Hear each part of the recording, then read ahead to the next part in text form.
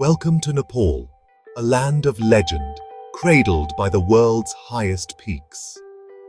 For centuries, Nepal has been a mythical Shangri-La for seekers and dreamers. But recently, a strange label has emerged. Some call it the most sinful country in the world. It's a claim that clashes with the serene, prayer flag-draped landscapes before me. How could a place of such beauty and spirituality be so misunderstood? My journey here isn't just about Everest or ancient monasteries. It's about meeting the people, understanding their lives, and uncovering the truth. The air is thin, but thick with stories of survival, faith, and resilience. Our adventure begins not with a grand expedition, but with a simple cup of chia, sweet, spiced tea, offered with a smile. This small act of hospitality is the first clue. Nepal's reality is far richer than any label. As the sun sets, painting the peaks in orange and pink, I feel both humbled and connected to something ancient.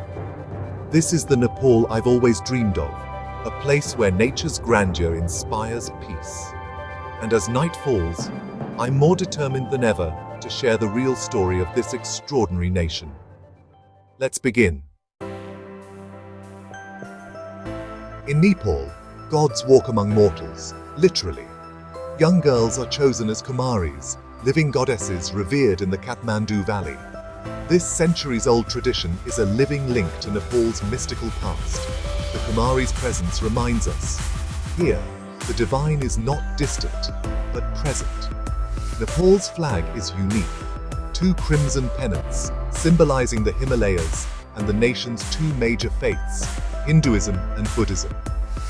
The calendar is different too. Nepal lives 57 years ahead of the West, in the Bikram Sambat era.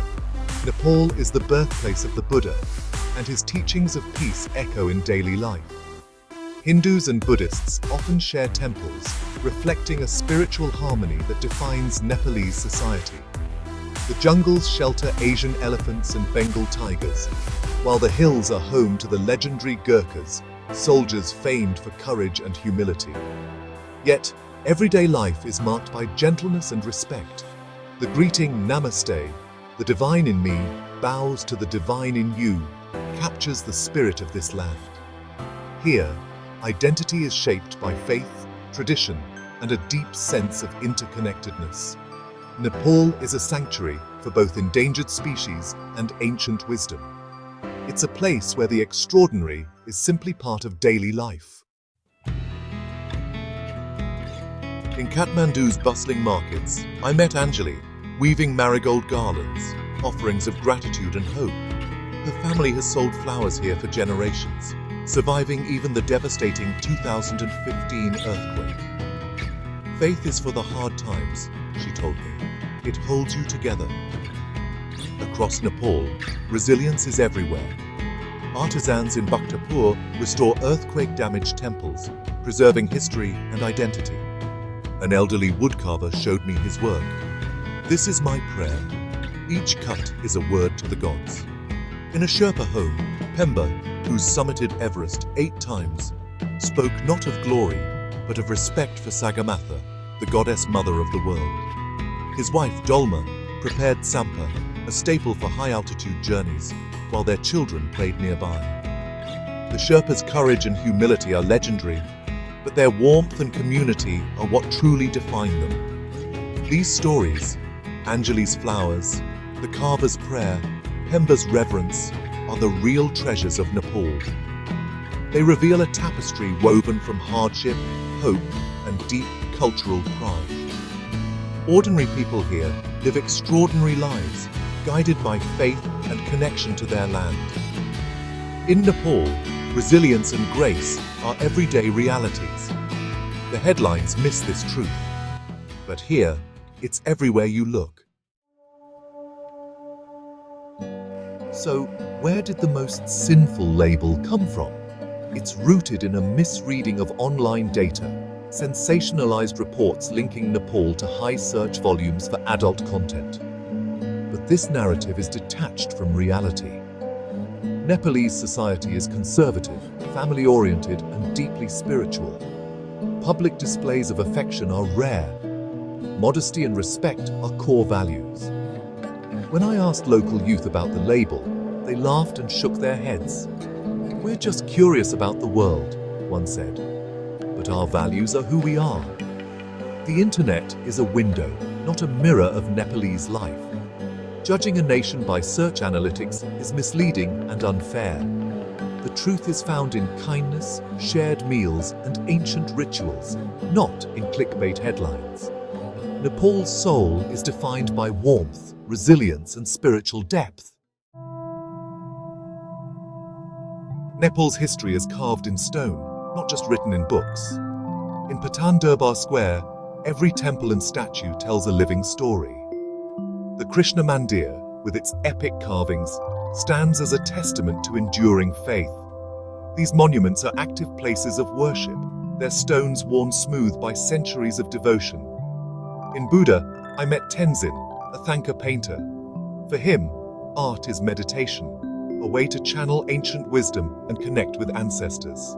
I witnessed a Bratabanda, a vibrant coming-of-age ritual where community and family unite in celebration. In Nepal, tradition is the anchor that grounds people through change.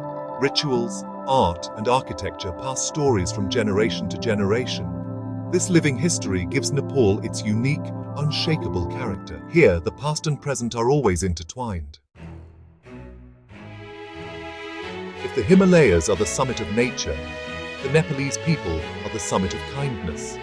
Lost on a trail, an elderly woman guided me back with only gestures and a smile. Her help was instinctive, not exceptional. In a village, neighbors rebuilt a landslide-damaged house together, sharing labor, food, and laughter. When I fell ill, a guesthouse family cared for me as their own. Endless ginger tea, comforting stories, and genuine compassion. This spirit of selfless help is the rule, not the exception. Nepal's greatest treasure isn't its mountains or temples, it's its people. Their resilience, kindness, and sense of community are unforgettable. Here, Namaste is lived every day. In a divided world, Nepal's warmth is a beacon of hope. It's a lesson in the power of human connection. As my journey ends, I reflect on that most sinful label and find only grace, faith, and strength of spirit. Nepal is not a place of sin, but of soul. Its truth can't be captured in headlines. It must be felt. In the air, the tea, the prayer bells, and the kindness of strangers. Nepal challenges, inspires, and changes you. It's a journey to the roof of the world and to the heart of what it means to be human. If this story sparked wonder, look beyond the labels and discover Nepal for yourself. Thank you for joining me. The trail doesn't end here. It's the start of a new understanding. Until our next adventure, Namaste. Please subscribe, and we'll see you soon.